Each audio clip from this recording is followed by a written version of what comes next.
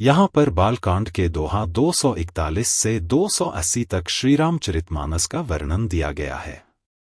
ये दोहे गोस्वामी तुलसीदास जी द्वारा रचित हैं और इनका भावार्थ अत्यंत गहन है। मैं आपको इन दोहों का संक्षिप्त वर्णन कर सकता हूं या आपको पूर्ण दोहे और उनके अर्थ भी बता सकता हूं। यहाँ पर श्रीरामचरितमानस के बालकांड के दोहा और चौपाई में श्रीराम और लक्ष्मण के रूप एवं उनके प्रति अलग अलग भावों का वर्णन किया गया है। इसमें अलग अलग दृष्टिकोण से भगवान श्रीराम का अनुभव होता है, जो भक्तों, विद्वानों, योगियों, स्त्रियों और राजा जनक के कुटुंबियों के नजरिए को दर्शाता है। आइए इन श्लोकों का सार समझते हैं। दोहा 241। दोहा भावार्थ। स्त्रियां हर्ष से भगवान राम को अपनी रुचि के अनुसार देख रही हैं। ऐसा लगता है कि श्रीराम स्वयं श्रृंगार का सजीव रूप बन गए हैं। उनका अनुपम सौंदर्य सबके हृदय को आनंदित कर रहा है। चौपाई 1।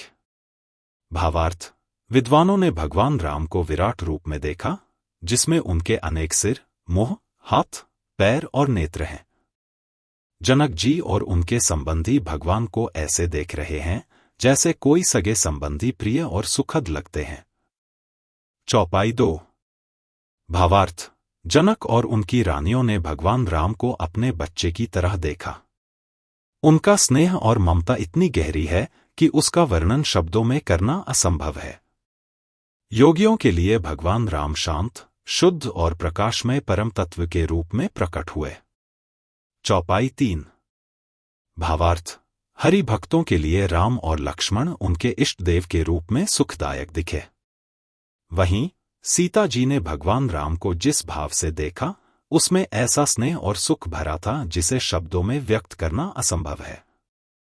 मुख्य संदेश। इन श्लोकों में भगवान श्रीराम की विविध अनुभूतियों का वर्णन है। हर कोई अपने अपने भाव और दृष्टिकोण के अनुसार भगवान को देखता और अनुभव करता है। यह भगवान की अद्वितीयता और उनके सभी रूपों में होने की लीला को प्रकट करता है। चौपाई 4। भावार्थ। सीता जी और अन्य लोग जो स्नेह और सुख का अनुभव कर रहे थे, वह इतना गहरा था कि उसे शब्दों में व्यक्त करना संभव नहीं था। स्वयं अनुभवी भी उसे बयान नहीं कर सकते, तो फिर कोई कवि कैसे कहे।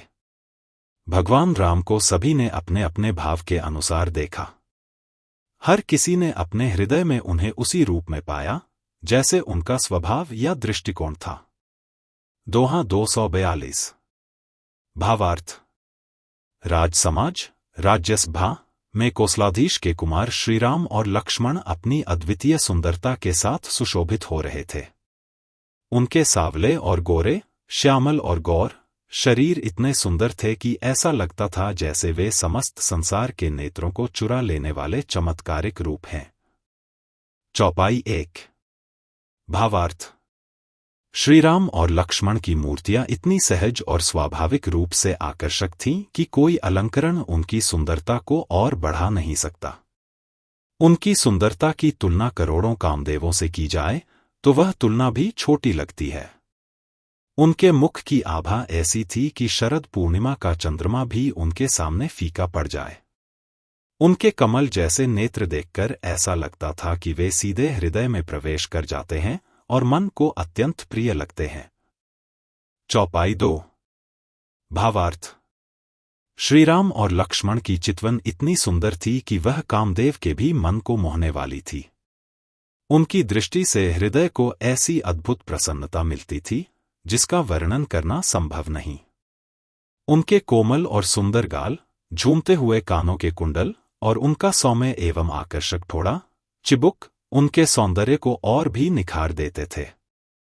उनके होठ, अधर बहुत सुंदर और कोमल थे और उनकी वाणी इतनी मधुर थी कि वह सुनने वालों को मोहित कर देती थी। मुख्य संदेश। इन दोहों और चौपाइयों में गोस्वामी तुलसीदास जी ने श्रीराम और लक्ष्मण की सुंदरता का वर्णन बहुत ही मनोहारी ढंग से किया है। उनकी अनुपम छवि न केवल बाह्य रूप में बल्कि उनकी चितवन, वाणी और स्वभाव में भी झलकती है। हर व्यक्ति ने भगवान को अपनी भावना के अनुरूप देखा, कोई उन्हें सखा मानकर, कोई ईश्वर रूप में और कोई बालक के रूप में। यह दर्शाता है कि भगवान राम हर भाव और दृष्टि में पूर्ण हैं और प्रत्येक व्यक्ति के लिए अलग अलग रूपों में प्रकट होते हैं। चौपाई 3। भावार्थ। श्रीराम और लक्ष्मण की हंसी इतनी आकर्षक है कि वह चंद्रमा की किरणों को तुच्छ कर देती है। उनकी भौहें टेढ़ी और नासिका, नाक बहुत ही मनोहारी है। उनके चौड़े और ऊंचे ललाट पर झलकते हुए तिलक की शोभा देखते ही बनती है। उनके काले घुंघराले बाल इतने सुंदर हैं कि उन्हें देखकर भौंगरों की पंक्तियां भी लजा जाती हैं। चौपाई 4। भावार्थ। उनके सिर पर पीले रंग की चौकोनी टोपियां सुशोभित हैं, जिनके बीच बीच में सुंदर फूलों की कलियां बनी हुई हैं। उनके गले में शंख के समान सुंदर 3 रेखाएं हैं, जो मानो तीनों लोकों की सुंदरता की पराकाष्ठा को दर्शाती हैं। दोहा 243। भावार्थ। उनके वक्षस्थल पर गजमुक्ताओं के हार और तुलसी की मालाएं सुशोभित हैं। उनके कंधे बैल के कंधे जैसे ऊंचे और पुष्ट हैं, खड़े होने की शान सिंह के समान है। उनकी भुजाएं विशाल और बलशाली हैं, जो बल का भंडार प्रतीत होती हैं। चौपाई 1। भावार्थ।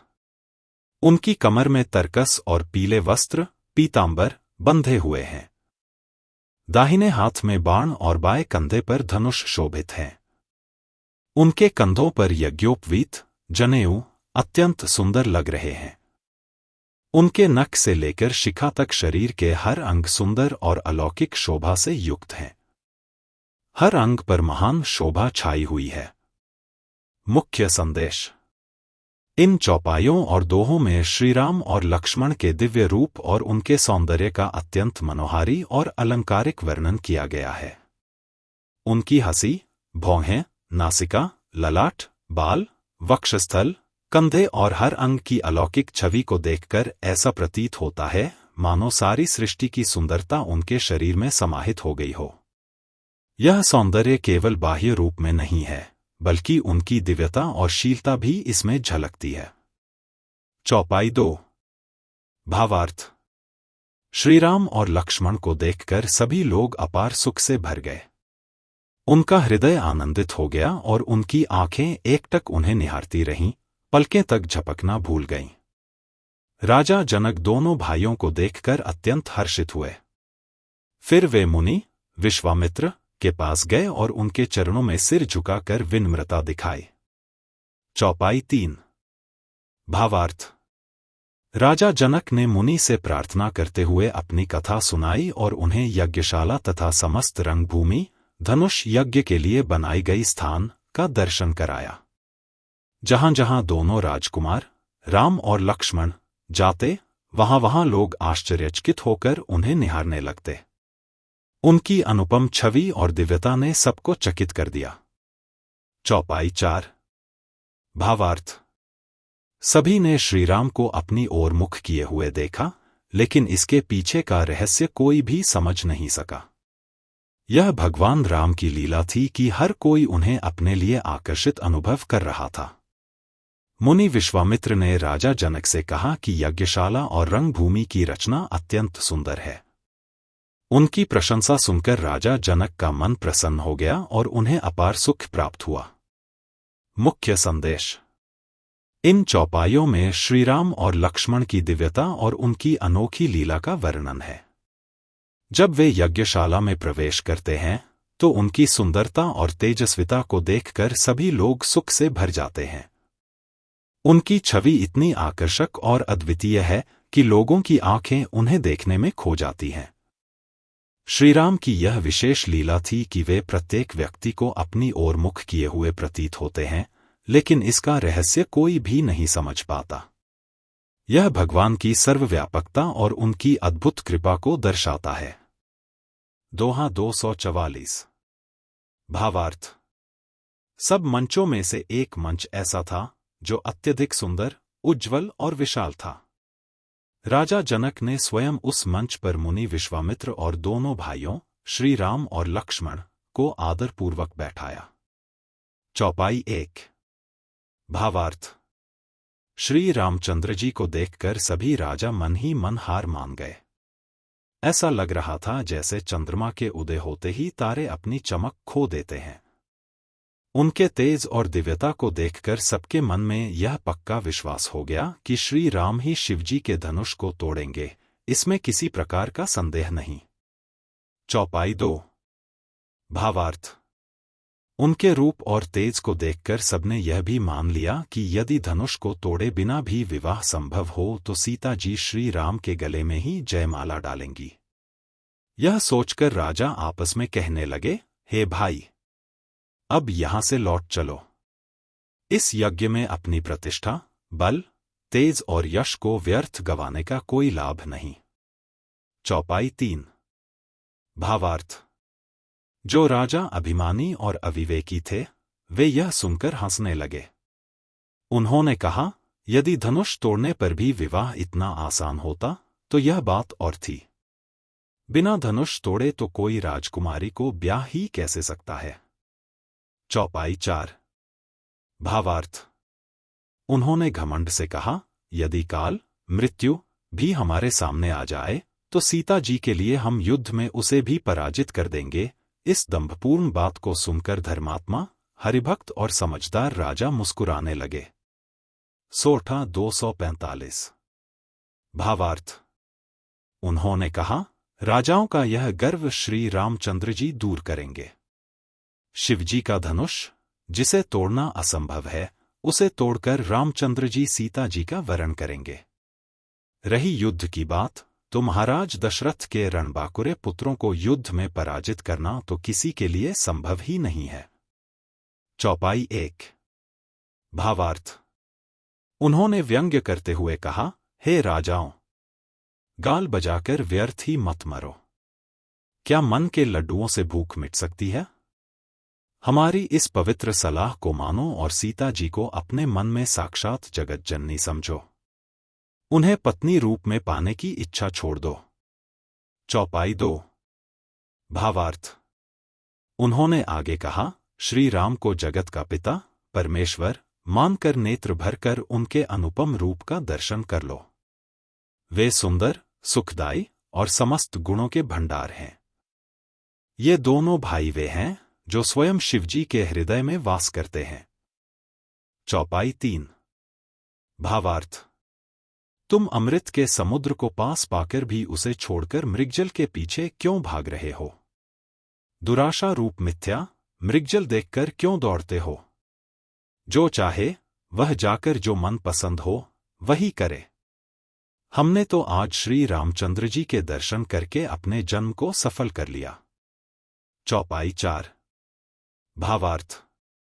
ऐसा कहकर धर्मात्मा और समझदार राजा प्रेम में मग्न हो गए और श्री राम के अनुपम रूप को देखने लगे।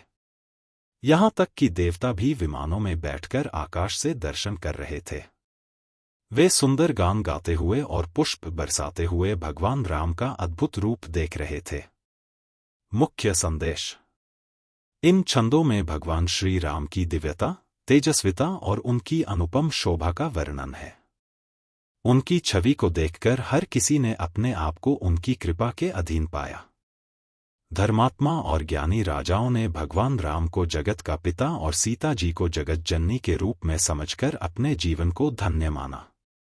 दूसरी ओर अहंकारी और अभिमानी राजा धनुष को तोड़ने और युद्ध में विजय पाने का दंभ करते हैं।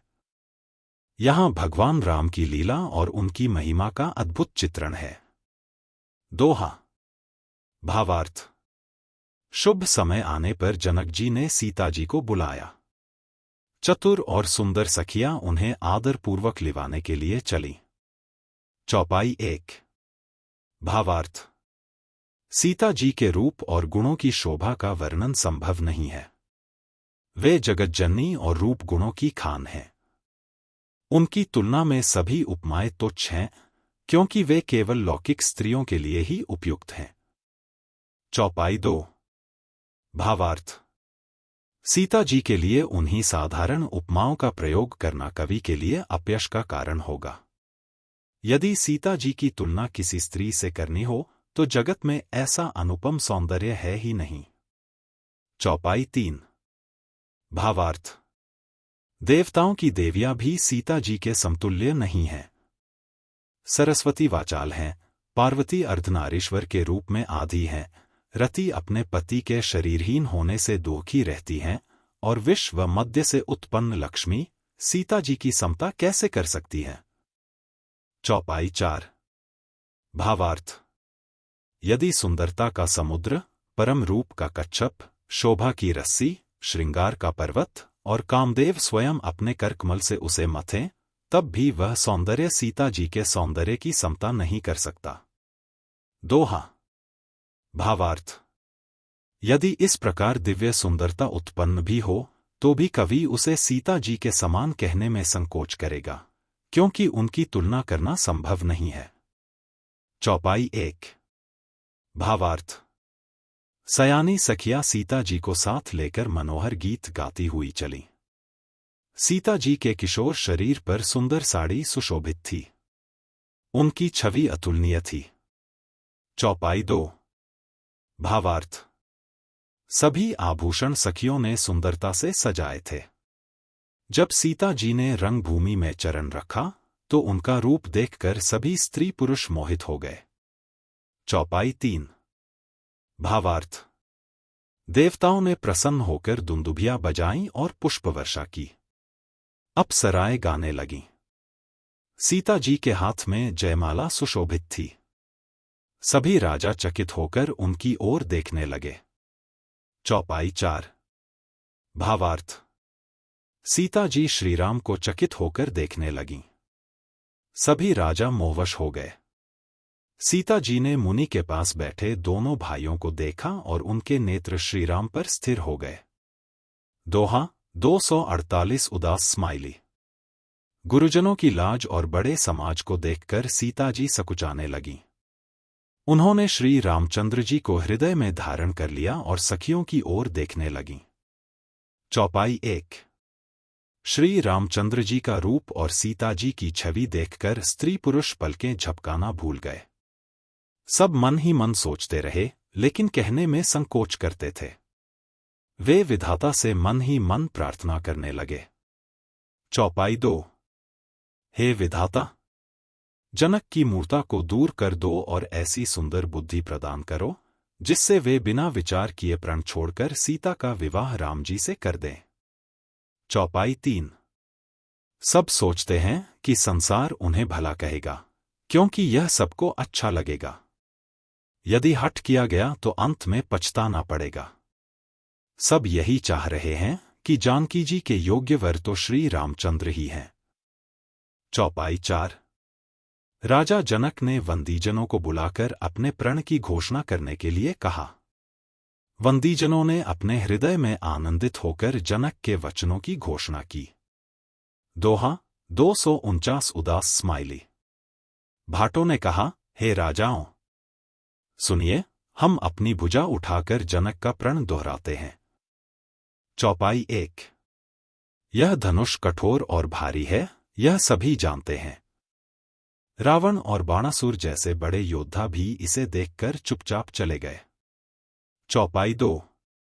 जो कोई इस कठोर धनुष को तोड़ेगा, वह सीता जी को बिना किसी विचार के प्राप्त करेगा और तीनों लोकों में विजयी होगा। चौपाई 3। प्रण सुनकर सभी राजा इसे पाने की लालसा करने लगे। अभिमानी योद्धा तमतमाकर, कमर कसकर अपने अपने इष्ट देवों का स्मरण करते हुए धनुष उठाने चले। चौपाई 4। वे बड़ी कोशिशों से शिवजी के धनुष को उठाने का प्रयास करते हैं, लेकिन असफल रहते हैं। जिनके मन में विवेक था, वे धनुष के पास भी नहीं गए। दोहा 250 उदास स्माइली। मूर्ख राजा तमक्कर धनुष पकड़ते हैं, परंतु असफल होने पर लजाकर लौट जाते हैं। धनुष मानो वीरों की शक्ति को और भारी बना देता है। चौपाई 2। राजाओं का उपहास हो गया, जैसे बिना वैराग्य का सन्यासी उपहास का पात्र होता है। कीर्ति, विजय और वीरता को हारकर वे धनुष के सामने पराजित होकर लौट गए। चौपाई 3। राजा लोग हारकर लज्जित और निराश होकर अपने अपने स्थान पर लौट गए। जनक को राजाओं की स्थिति देखकर क्रोध आया और उन्होंने कटु वचन कहे। चौपाई 4। उन्होंने कहा कि मैंने जो प्रण किया उसे सुनकर अनेक राजा आए, लेकिन किसी ने भी शंकर जी का धनुष नहीं चढ़ाया। यह वीरता का युग समाप्त हो गया है। दोहा 251 उदास स्माइली। ऐसा लगता है कि ब्रह्मा ने ऐसा कोई भी वीर बनाया ही नहीं जो शिव धनुष को तोड़ सके और इस महान कीर्ति को प्राप्त कर सके। चौपाई 1। उन्होंने कहा कि यह लाभ किसे अच्छा नहीं लगता, पर कोई भी शिव धनुष को हिला भी नहीं सका। धनुष को उठाना तो दूर, तिल भर भूमि भी नहीं छुड़ा सके। चौपाई 2।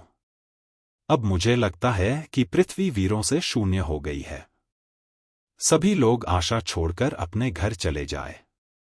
ब्रह्मा ने सीता का विवाह लिखा ही नहीं। चौपाई 3। अगर मैं प्रण तोड़ता हूं तो पुण्य समाप्त हो जाएगा। अब सीता कुंवारी रहे, मैं क्या कर सकता हूं? अगर मुझे पता होता कि पृथ्वी वीरों से खाली है तो मैं प्रण करके उपहास का पात्र न बनता। यहां पर तुलसीदास जी ने श्री रामचरितमानस के इस भाग में लक्ष्मण जी के क्रोध, उनकी वाणी और फिर श्री रामचंद्र जी के अद्भुत धैर्य व शक्ति का वर्णन किया है। इसमें लक्ष्मण जी की तीव्र प्रतिक्रिया से लेकर गुरु विश्वामित्र द्वारा श्री राम को शिव धनुष तोड़ने की आज्ञा देने तक का सुंदर चित्रण किया गया है। मुख्य बिंदु 1। लक्ष्मण जी का क्रोध। जनक जी के वचन सुनकर लक्ष्मण जी का क्रोध उमड़ पड़ता है। वे श्रीराम के प्रताप और अपनी शक्ति पर गर्व करते हुए कहते हैं कि यदि श्रीराम आज्ञा दें तो वे ब्रह्मांड को भी खेल की गेंद की तरह उठा सकते हैं। 2। सीता जी के हृदय का हर्ष। लक्ष्मण जी के इन वचनों से सीता जी को मन ही मन प्रसन्नता होती है, लेकिन जनक जी को संकोच होता है। 3। श्रीराम का धैर्य। गुरु विश्वामित्र जी के आदेश पर श्रीराम अपनी सहजता और शालीनता के साथ शिव धनुष तोड़ने के लिए तैयार होते हैं। उनका यह स्वभाव उनकी महानता को दर्शाता है। 4। सीता माता का मातृत्व। सीता की माता श्रीराम को देखकर मातृत्व भाव में विलाप करती हैं। उन्हें लगता है कि यह बालक श्रीराम इतना बड़ा काम कैसे कर सकता है, परंतु सखियों में से एक चतुर सखी उन्हें समझाती है कि महान आत्माओं को उनकी आयु या आकार से नहीं आंकना चाहिए। 5। प्रतीकों द्वारा गूढ़ संदेश।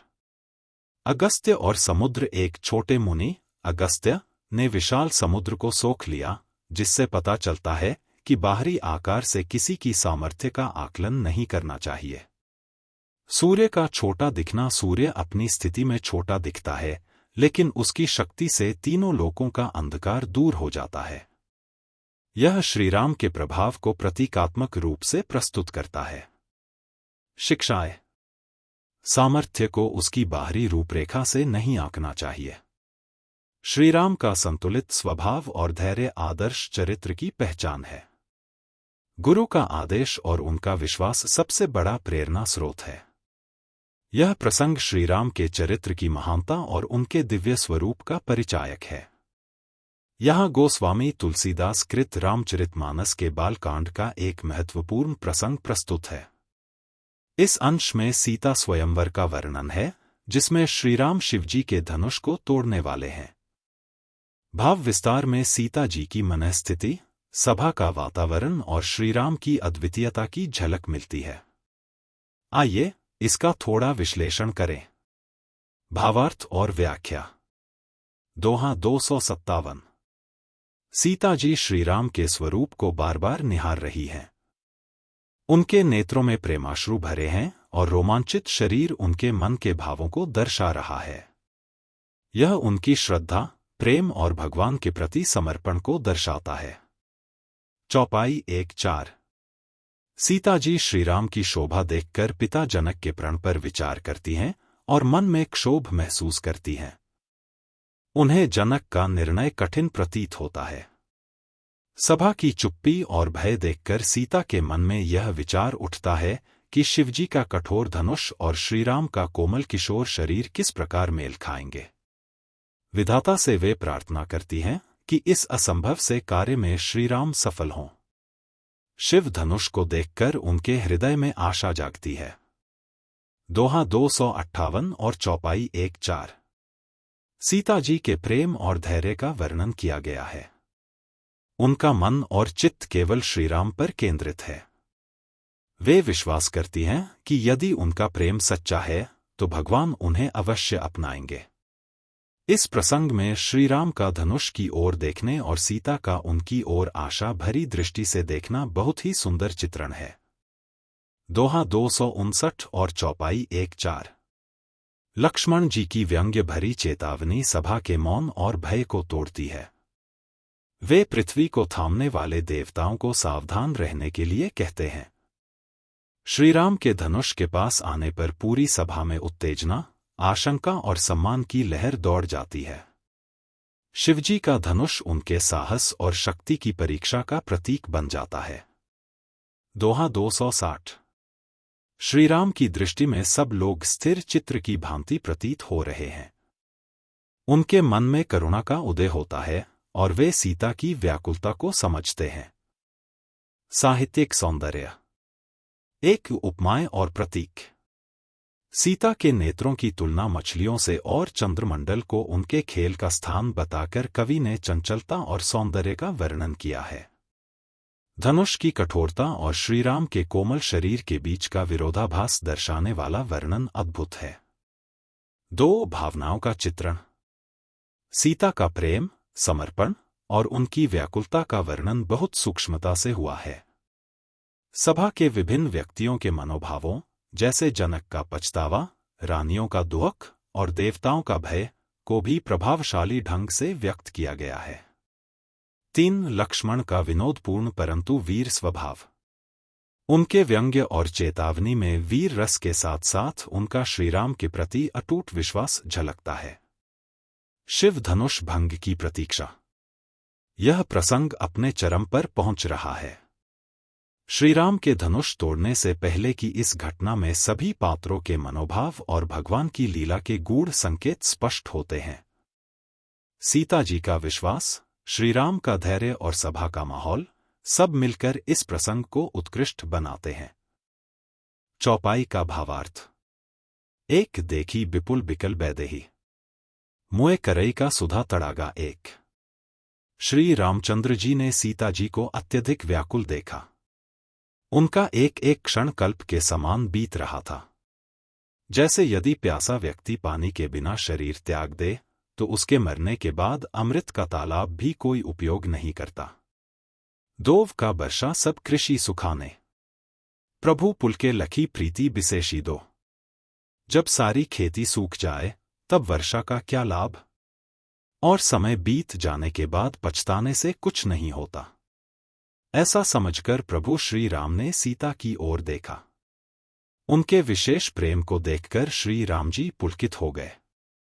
3 गुरही प्रणामु मनहिंग मन कीन्हा, पुनि नभ धनु मंडल संभयउ। 3। मन ही मन गुरु को प्रणाम करके श्री राम ने फुर्ती से धनुष उठाया। जब उन्होंने धनुष को हाथ में लिया तो वह बिजली की तरह चमका और आकाश में एक मंडल की भांति दिखाई देने लगा। 4 लेत चढ़ावत खैचत काढ़े, भरे भुवन धुनि घोर कठोरा। 4। धनुष को उठाते, चढ़ाते और खींचते हुए कोई भी देख नहीं सका। उसी क्षण श्री राम ने धनुष को बीच से तोड़ दिया। इस कठोर और भयानक ध्वनि से तीनों लोक गूंज उठे। छंद का भावार्थ। भे भुवन घोर कठोर रव, तुलसी जयती बचन उचारही। घोर और कठोर आवाज से तीनों लोक गूंज उठे। सूर्य के घोड़े मार्ग छोड़कर चलने लगे। दिग्गज चिघाड़ने लगे, पृथ्वी डोलने लगी, शेष, वाराह और कच्छप घबरा गए। देवता, राक्षस और मुनि अपने कान बंद कर व्याकुल होकर सोचने लगे। तुलसीदास कहते हैं, जब सबको निश्चय हो गया कि श्री राम ने शिवजी का धनुष तोड़ दिया, तब चारों ओर श्री राम की जय के घोष होने लगे। सोरठा का भावार्थ। संकर चापू जहाजू, चढ़ा जो प्रथम ही मोह बस। 261। शिवजी का धनुष जहाज के समान था और श्री राम की भुजाओं का बल समुद्र के समान। जो पहले मोहवश इस जहाज पर चढ़ गए थे, अर्थात असत्य के पक्ष में खड़े राजागण, वे सब डूब गए। चौपाई का भावार्थ। एक प्रभु दो चापखंड मही डारे, प्रेम बारी अवगाहु सुहावन एक। श्री राम ने धनुष के दोनों टुकड़े पृथ्वी पर डाल दिए। यह देखकर सब लोग सुखी हो गए। विश्वामित्र जी के प्रेम रूपी पवित्र जल में सब डुबकी लगाने लगे। दो रामरूप राकेसु निहारी, देवबधू नाछे करी गाना दो। रामचंद्र जी के रूप को देखकर आनंद और पुलक की लहरें उठने लगीं। आकाश में नगाड़े बजने लगे। देवताओं की पत्नियां नाचने और गाने लगीं। तीन ब्रह्मादिक सुर सिद्ध मुनीसा, गावहीं किन्नर गीत रसाला तीन। ब्रह्मा, देवता, सिद्ध और मुनि प्रभु की प्रशंसा करने लगे और आशीर्वाद देने लगे। वे फूल और मालाएं बरसाने लगे। किन्नर मधुर गीत गाने लगे। चार रही भुवन भरी जय जय बानी, भंजेऊ राम संबुधनु भारी चार। तीनों लोकों में जय जय की ध्वनि गूंजने लगी, जिससे धनुष टूटने की आवाज दब गई। स्त्री पुरुष प्रसन्न होकर कहने लगे कि श्री रामचंद्र जी ने शिवजी का भारी धनुष तोड़ दिया। जयमाला पहनाना और परशुराम का आगमन व क्रोध। दोहा 262 का भावार्थ।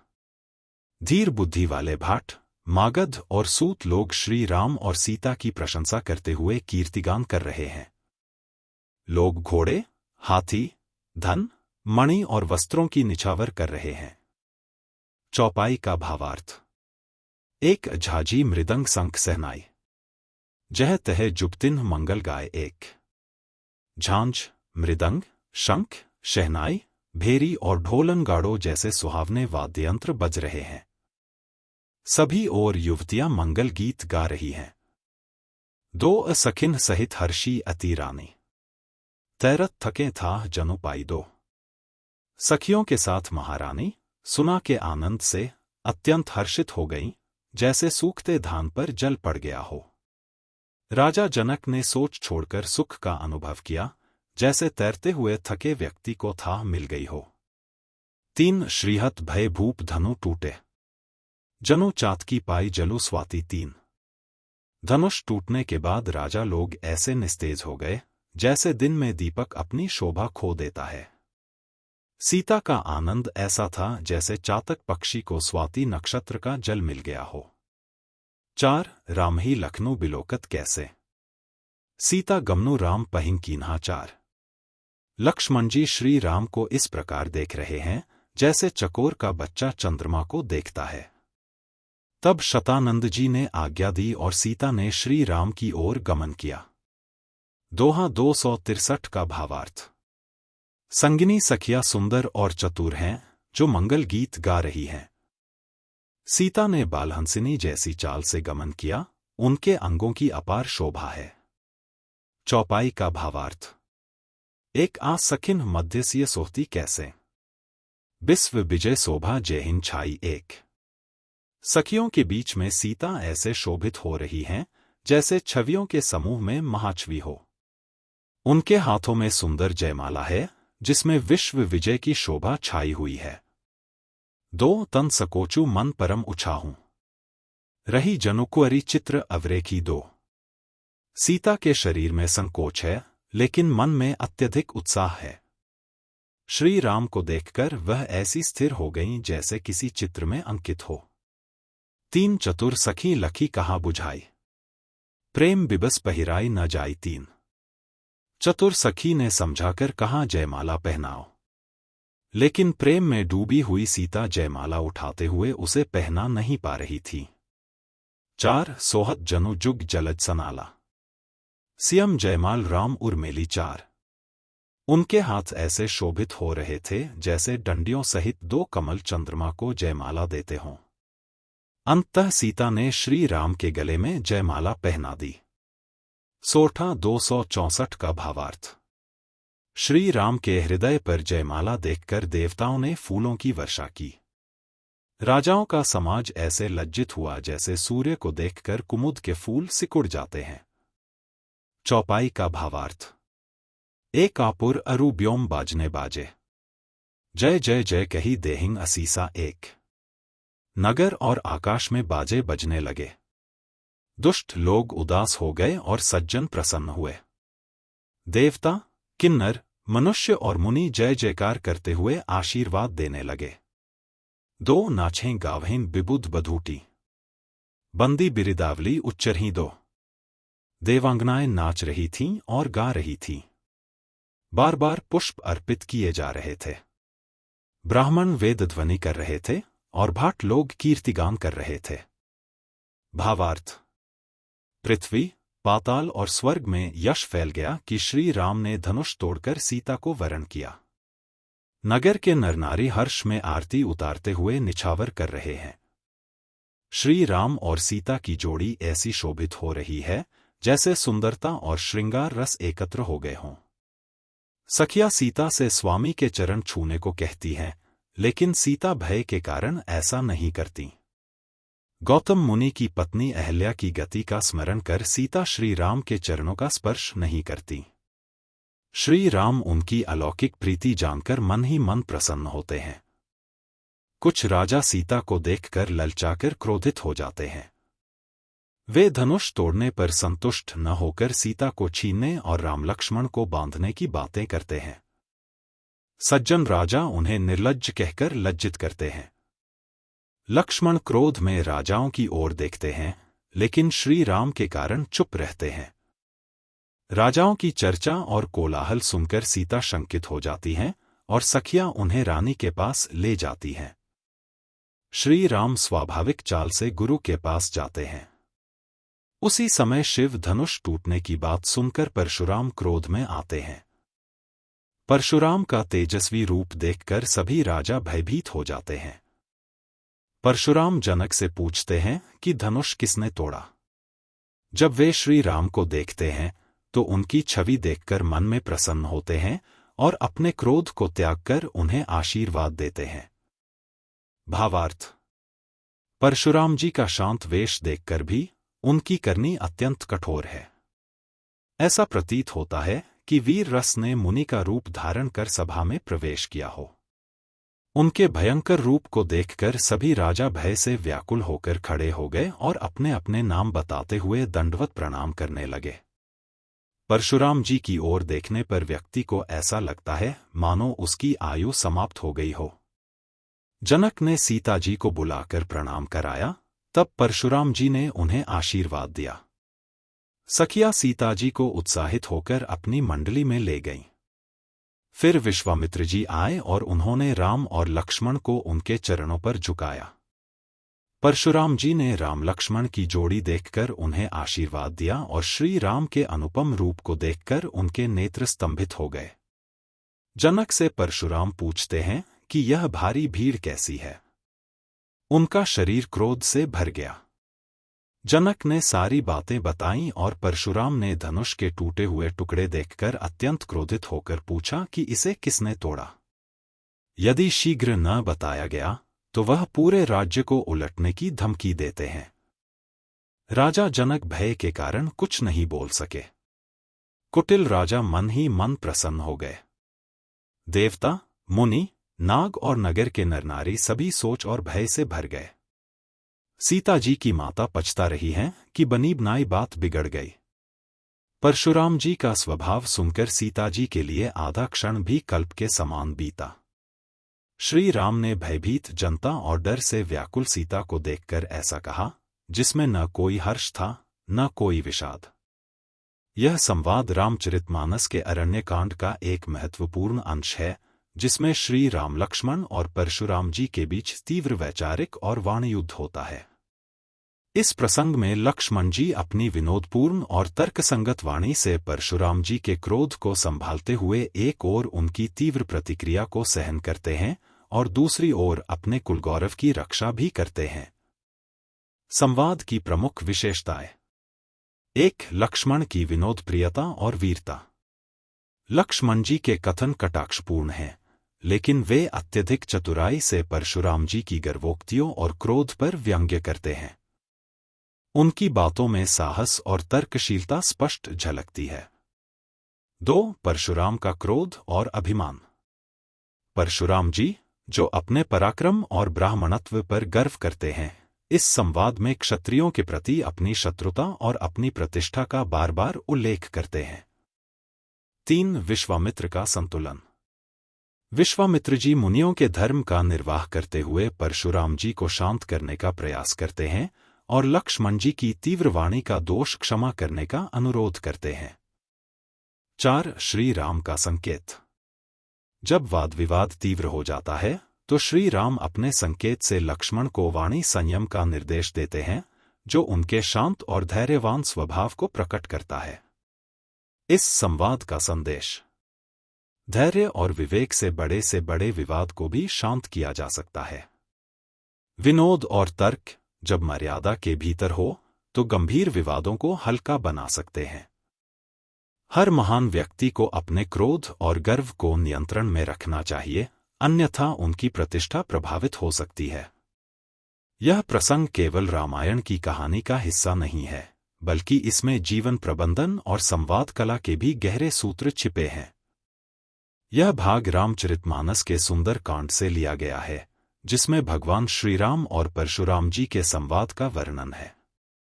संक्षेप में भावार्थ: श्रीराम की शीतल वाणी और मर्यादा को देखकर परशुराम का क्रोध धीरे धीरे कम हो रहा है, लेकिन लक्ष्मण जी के निर्भीक और व्यंग्यपूर्ण उत्तर उनके क्रोध को बार बार भड़काते हैं।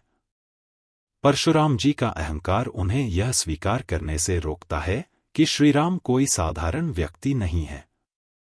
श्रीराम अपने शांत स्वभाव और विनम्रता से परशुराम के क्रोध को शांत करने का प्रयास करते हैं, जबकि लक्ष्मण जी अपनी व्यंग्यपूर्ण और तर्कयुक्त बातों से परशुराम के आक्रोश का सामना करते हैं।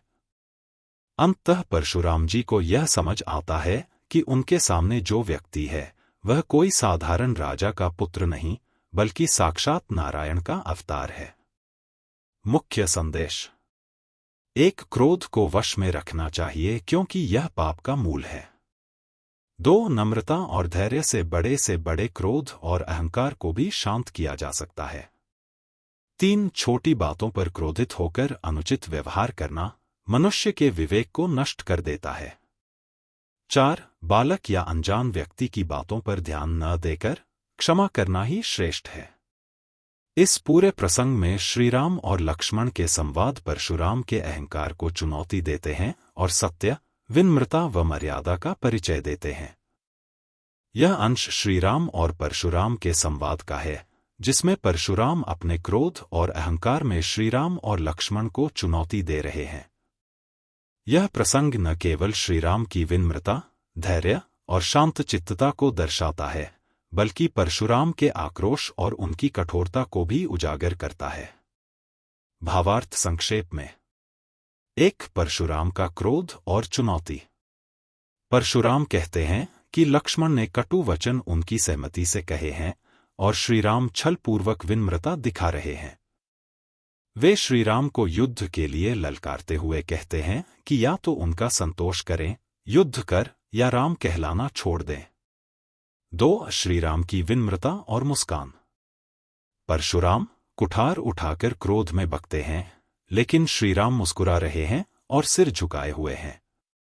श्रीराम मन ही मन सोचते हैं कि दोष लक्ष्मण का है, पर क्रोध मुझ पर हो रहा है। यह भी सत्य है कि सीधे स्वभाव में भी दोष हो सकता है। टेढ़े चंद्रमा को राहु भी नहीं पकड़ सकता, यह संसार टेढ़े स्वभाव वालों को ही मान देता है। 3. श्रीराम का सौम्य उत्तर। श्रीराम विनम्रता से कहते हैं कि हे मुनीश्वर, कृपा कर क्रोध त्याग दें। आपके हाथ में कुठार है और मेरा सिर आपके सामने है। आप जैसा उचित समझें वैसा करें। मुझे अपना अनुचर, दास मानकर आदेश दें। मुख्य संदेश: विनम्रता का बल श्रीराम की शीतल वाणी और शांति परशुराम के कठोर क्रोध को धीरे धीरे शांत कर रही है। यह दर्शाता है कि अहंकार और क्रोध का समाधान शांति और धैर्य से किया जा सकता है। क्रोध पर नियंत्रण। परशुराम के चरित्र में क्रोध और अहंकार का प्रभाव दिखता है, लेकिन रामचरितमानस यह संदेश देता है कि क्रोध मनुष्य के विवेक और निर्णय क्षमता को नष्ट कर देता है। मर्यादा और शील। श्रीराम का व्यवहार दर्शाता है कि मर्यादा और शील रखना चाहे परिस्थिति कैसी भी हो, व्यक्ति को महान बनाता है। काव्य की सुंदरता। तुलसीदास जी ने परशुराम के कठोर स्वभाव और श्रीराम की कोमलता को बड़ी कुशलता से प्रस्तुत किया है। परशुराम का क्रोध जहां उनका कठोर व्यक्तित्व दर्शाता है, वहीं श्रीराम का हर शब्द उनके शील, धैर्य और शांति का परिचायक है।